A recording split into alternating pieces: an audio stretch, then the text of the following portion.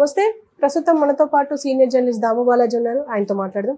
నమస్తే సార్. నమస్తే సార్, గల్ఫ్లో భర్త గల్లీలో భార్య అంటూ ఒక కథ బయటకు వచ్చింది. అంటే ఆ వార్త దేని గురించి సార్ మీరు చెప్పాలి? ఇదొక అంటే ఇట్లాంటి క్రైమ్ స్టోరీలు చాలా చెప్పుకుంటున్నాం. అంటే లైంగిక సంబంధాల చుట్టూ వైలెన్స్ అనేది ఇది ఈ సబ్జెక్టు పురాతనమైంది, ఎప్పటి నుంచో ఉంది.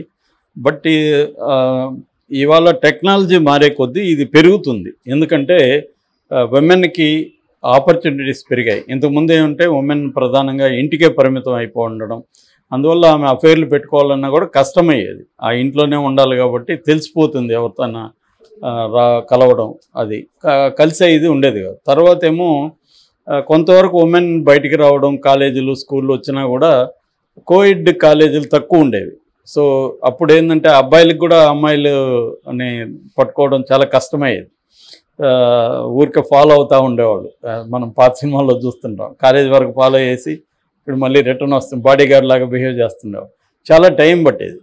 సో ఇవాళ ఏమైంది, టెక్నాలజీ వచ్చి సోషల్ మీడియా వచ్చినాక ఒక గంట సేపు సోషల్ మీడియాలో కూర్చుంటే ఒక 10 మంది అమ్మాయిలు అబ్బాయిలకి పరిచయం, లేదా అమ్మాయికి అయితే ఇంకా ఎక్కువ మంది పరిచయం ఈజీ అయిపోయింది, డిసైడ్ అవుతుంది. మొన్న కూడా మనం ఒకటి చెప్పుకున్నాం, కర్ణాటకలో ఒక 48 ఏళ్ల స్త్రీ ఇన్స్టాగ్రామ్లో అబ్బాయిలను పరిచయం చేసుకోవడం, ఆమెకి యంగ్ అబ్బాయిలు అంటే ఇష్టం, అలా వాళ్ళతో అఫైర్లు పెట్టుకోవడం, దాని తర్వాత ఫైనల్గా ఒక అబ్బాయి ఆమెను చంపేయడం, ఈ స్టోరీ చెప్పుకున్నాం.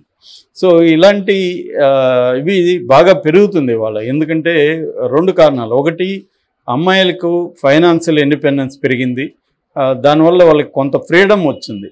తమ జీవితాలు తమకు నచ్చిన విధంగా జీవించే స్వేచ్ఛ అమ్మాయిలకు వచ్చింది. గతంలో లేదు. అది గతంలో ఆ ఇంట్లో మగవాళ్ళు అమ్మాయిలని కంట్రోల్ చేసేవాళ్ళు. ఇవాళ ఆ కంట్రోల్ తగ్గింది. దానికి కారణం ఏంటంటే వీళ్ళకి బయట అవకాశాలు వచ్చాయి, ఉద్యోగాలు వచ్చాయి, ఇండిపెండెన్స్ పెరిగింది. దాంతో వీళ్ళ ఇష్టం వచ్చినట్టు వీళ్ళు ఉండే అవకాశం వచ్చింది. అంటే ఫ్రీడమ్ వచ్చింది. ఇంతకుముందు కంటే ఫైనాన్షియల్ పరంగాను సోషల్ పరంగా కూడా ఫ్రీడమ్ వచ్చింది. అబ్బాయిలకి ఎప్పటి నుంచో ఉంది నిజానికి ఈ ఫ్రీడము. బట్ టెక్నాలజీ లేకపోవడం వల్ల చాయిసెస్ తక్కువ ఉండేది అబ్బాయిలకి కూడా. ఇప్పుడు అబ్బాయిలకి చాయిసెస్ బాగా పెరిగింది, అమ్మాయిలకి ఇంతకుముందు కంటే ట్రెమెండస్గా పెరిగింది. ఈ క్రమంలో అఫైర్స్ అనేవి ఈజీ అయిపోయినాయి. అయితే దీనివల్ల సైడ్ ఎఫెక్ట్గా అఫైర్ అనేది అదేదో మనకి ఏదైనా కూల్ డ్రింక్ కావాలంటే కొన్ని తాగేసి అక్కడ పడేసే విధంగా ఉండదు కదా. ఎమోషనల్ ఇష్యూస్ ఉంటాయి. అఫైర్ అనేది ఫిజికల్గా ఉన్నప్పటికీ హ్యూమన్ బీయింగ్ కాబట్టి ఎమోషనల్ ఇష్యూస్ ఉంటాయి. ఎమోషనల్స్లో భయం ఉంటుంది, ప్రేమ ఉంటుంది, కోపం ఉంటుంది, అన్ని రకాల ఎమోషన్స్ ఉంటాయి. ఈ ఎమోషన్స్ ఇంటర్చేంజబుల్. ప్రేమగా ఉన్న ఎమోషన్ అసహ్యంగా మారిపోతుంది, ప్రేమగా ఉన్న ఎమోషన్ జలసీగా మారిపోతుంది. ఎప్పుడు ఏ ఎమోషన్ ఎలా టర్న్ అవుతుంది అనేది ఎవరికి కూడా తెలియదు రిలేషన్షిప్స్లో. అందువల్ల వైలెన్స్ అనేది ఎప్పుడు కూడా దీంట్లో ఎమోషన్స్ అనేవి వైలెన్స్కి దారితీస్తాయి ఫైనల్గా. సో ఇది ఎక్కువగా జరుగుతుంది. రెండోది, దీనికి సంబంధించిన ఎలా డీల్ చేయాలి ఈ విషయాల్ని. ఇప్పుడు నేను ఒక అమ్మాయి 2 అబ్బాయిలతో అఫైర్లో ఉంది, ఆ 2 అబ్బాయిల రిలేషన్షిప్లో ఎలా డీల్ చేయాలి, ఆ 2 అబ్బాయిలు ఈ అమ్మాయితో ఎలా డీల్ చేయాలి, దీనికి సంబంధించి ఎడ్యుకేషన్ కానీ వాళ్ళకి ఎవరు చెప్పేది ట్రైనింగ్ కానీ ఏమీ లేదు కదా, ఎవరు చేసేది. ఒకవేళ సైకాలజిస్టులు పోవాలనుకున్నా ఎవరు వెళ్ళట్లేదు. ఎందుకంటే సైకాలజిస్ట్ని కలిస్తే పిచ్ అంటారు, ఇంకోటి అంటారు. సో ఈ కాంటెక్స్లో బాగా పెరుగుతున్నాయి మనకి. అటువంటిదే ఇది కూడా మనం చెప్పుకోబోయేది. ఇదేంటంటే రామకృష్ణ అనే అతను కోనసీమ, అంబేద్కర్ కోనసీమ జిల్లా అల్లవరం మండలంలో రెల్లుగడ్డ అనే విలేజ్ నుంచి రామకృష్ణ అనే అతను గల్ఫ్ కంట్రీస్లో ఉన్నారు. అంటే దీంట్లో అన్ని డీటెయిల్స్ మనకి పోలీసులు ఇవ్వలేదు, ఇచ్చిన దాన్ని బట్టి నేను అనలైజ్ చేస్తున్నా. సో ఆయన గల్ఫ్లో ఉన్నాడు. ఆయనకి భార్య, 2 పిల్లలు ఉంటారు. వాళ్ళు అత్తగారితో కూడా కలిసి ఉంటుంది. ఆయన భార్య పేరు బొంతు మణికుమారి, 35 ఏళ్ళు ఆమెకు. ఆమె కలిసి ఉన్న క్రమంలో ఆమె ఒంటరిగా ఉంది, భర్త వెళ్ళిపోయాడు. సో సహజంగానే ఆమెకు ఒక అవసరం ఉంటుంది కదా, బయలాజికల్ అవసరం. అలాగా దాన్ని ఉపయోగించుకొని కొంబొత్తుల నవీన్ కుమార్ అనే అతను పక్కింట్లో ఉంటాడు. సో వీళ్ళిద్దరికి పరిచయం ఏర్పడింది, అది అఫైర్గా మారింది. ఈ మారిన తర్వాత గ్రామంలో మామూలుగా అఫైర్లు పెట్టుకున్నప్పుడు తెలిసిపోతాయి. ఎందుకంటే ఇంట్లో ఆమె ఉంటుంది, వీడు ఉంటాడు. సో అలాగే తెలిసిపోయింది ఇంట్లో వాళ్ళకి. దాంతో పంచాయతీ పెట్టారు. పంచాయతీలో వాళ్ళిద్దరూ ఒప్పుకున్నారు. ఒప్పుకొని ఇక మీదట మేము కలవము అని ప్రమాణం కూడా చేయించారు పంచాయతీలో. అయిపోయింది. అయిపోయినాక కూడా పంచాయతీ మళ్ళీ లైఫ్లో అయిపోయాయి కదా. సో మళ్ళీ వీళ్ళు కలవడం మొదలుపెట్టారు. గొడవలు అవుతున్నాయి. ఈ క్రమంలో ఏమేం చేసిందంటే సడన్గా ఇతనితో తగ్గించేసింది మాట్లాడడం, కానీ అంతా తగ్గించేసింది.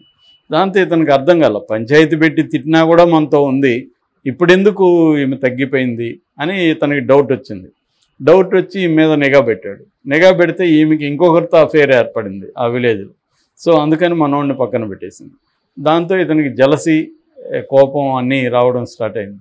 అంటే నాకు ద్రోహం చేశాడు, నిజానికి ఆమె ఎవరో భార్య, ఇతను ఆమెతో అఫేర్ పెట్టుకున్నాడు, రావాల్సింది భర్తకి, కానీ భర్త దూరంగా ఉన్నాడు, అతను చేసేదేం లేదు.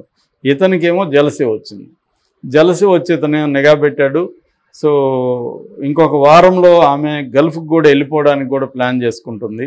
భర్తకి ఇవన్నీ చూసి భర్త కూడా ఇక్కడ ఉంటే ఇంక ప్రాబ్లమ్స్ అని ఆమెను పిలిపించుకుందాం అనుకొని ఆమెకి వీసా అంతా రెడీ చేసి ఇంకా వారంలో వెళ్ళిపోతుంది.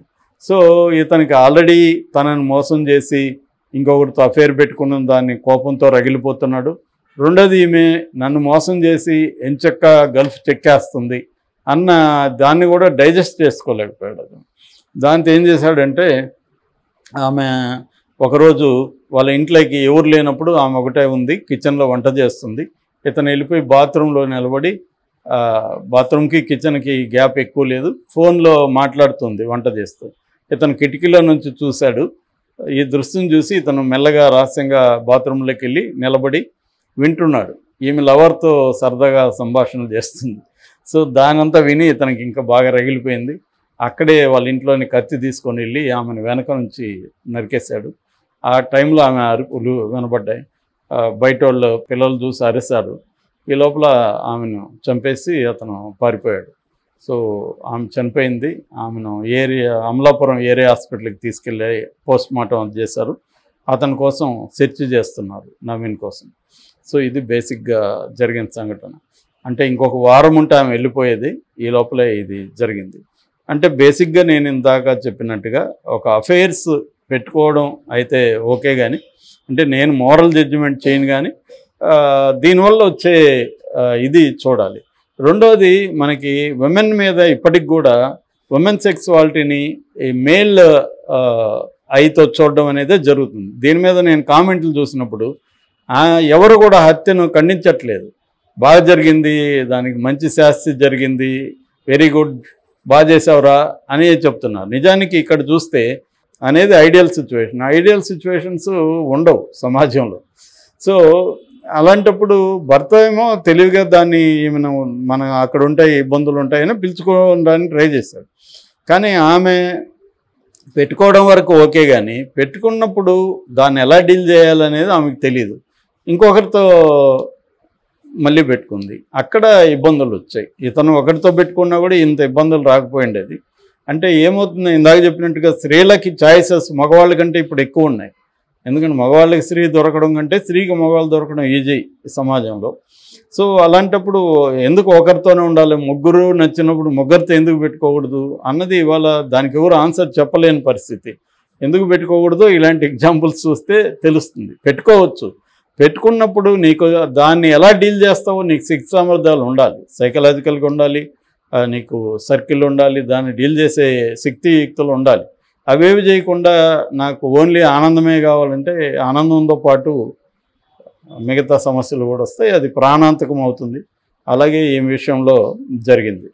Okay sir, thank you.